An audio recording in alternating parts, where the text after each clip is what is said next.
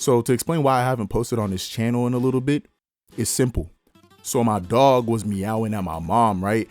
And my mom started talking to the mirror, trying to explain like what the fuck is happening. And the mirror reached out and slapped the shit out of my mom. She was mad as fuck. And so my dad hopped up out the mirror and was like, surprise, I'm your reflection, right? And I had just came back home from walking around the rings of Saturn with my pet shark in my backpack. Bro, I'm bullshitting. I went to Japan and was making videos for my main channel, animating and shit, which you should go watch the recent video and the video before that. Anyway, on my most recent trip to Japan, and probably my last for a while, it finally dawned on me what it was like to be a nigga in Japan. Like the other times I went, I just felt like an American in Japan, or a fish out of water, or somebody with taste that says they like Has-Been Hotel. What the f does that mean? Campoleon. You're welcome.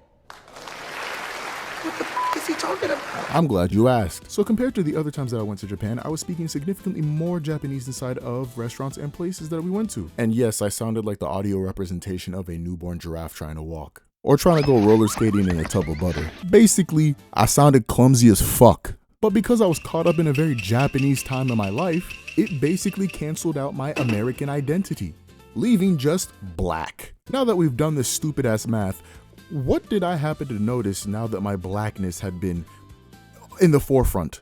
The first thing that caught me was black people were very aware of my existence. Like, you ever been a minority in an area?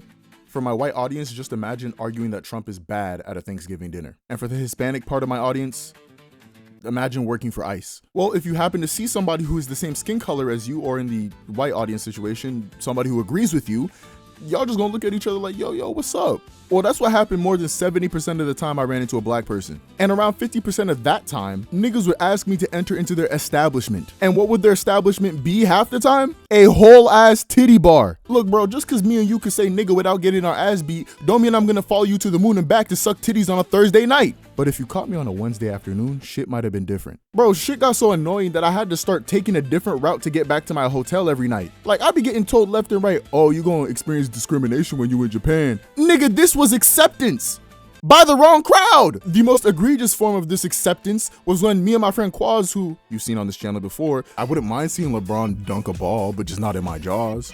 I bet you like it in your drawers too. No. But yeah, we were just walking down the street at like 12 at night. We were then approached by a South African man who was darker than the night itself, talking about, I'm not gonna imitate a South African accent here, I'm just gonna do a Nigerian accent instead. Hello guys, how are you tonight?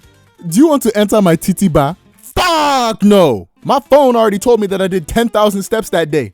I'm trying to go home! Nigga gonna hit me with the, oh, you're not tired enough, come to my titty bar. It started getting to a point where it's feeling forceful. Like, nigga was probably gonna resurrect Nelson Mandela to convince me to go inside that bar. And then to make matters worse, this nigga Quaz had to go pee. And then she mentioned it out loud. Then nigga gonna look at us like, I'm going to play my trap card. Then he said, you can come into my establishment and pee and enjoy my free titty bar and maybe pay for a drink. I wanted to say something so my blackness would no longer be in the forefront by like being like, oh, chotto matte kudasai. Watashi ga haraetaku nai desu. Watashi ga bimbo desu. Yeah, 1 minute later, we were literally in the elevator to go to his club. We get off the elevator. There's a long hallway to reach where his club is. Throughout that time, I'm thinking, we finna die in this club. We get in, Quaz goes to take the piss. Meanwhile, I'm just standing there in the club with the dude looking at me like, so are you gonna buy a drink? No! Quaz, if you don't step out this motherfucker now, I am scared. There's bitches looking at me and they all look like they finna drug me and take my money. She probably took the fastest piss of her life because she was in and out in 45 seconds. But when we entered the elevator to go back downstairs, nigga was asking questions like, yo, where y'all from? Oh, I'm from Nebraska. Nigga, I've never set foot, nor will I ever go to Nebraska willingly in my life. Nigga asked my age, 41. I know some of y'all bitches laughing over there talking about, where's the lie?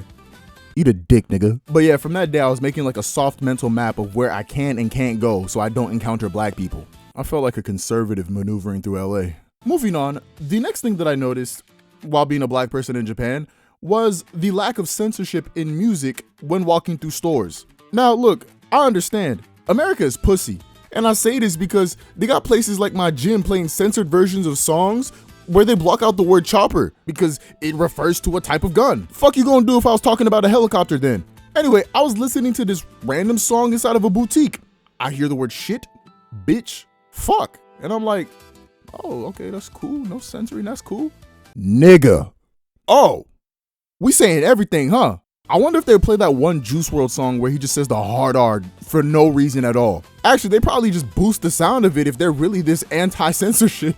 Then this had me wondering if Japanese people be singing the nigga part out loud to these songs since they're not even censored. Because if I've never even heard it be censored before, how am I gonna know it's even a bad word to not say? To be honest, what I'm kind of saying here is that if you have a Japanese friend and they say nigga by accident, let it slide.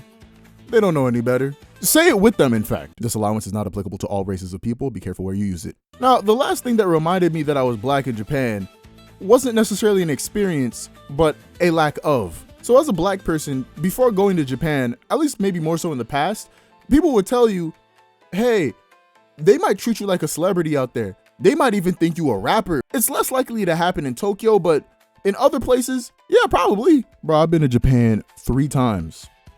I even went to Osaka. In none of those situations did I ever feel like I was famous. The most amount of attention I've gotten in Japan was from black people to ask if I wanted to go to a titty bar. Bro, I am a 6'3" light-skinned man with a terrible sense of fashion. Y'all couldn't have seen me as an avant-garde artist and been like, yo, sign this autograph right here. Sign my titties. Man, I love Japan. I can't hate that place. Like, I would sooner serve their military over American military just to get rid of everybody who isn't Japanese out of Japan. You might say that's generational dick riding. I'd say you haven't seen me do tricks on it.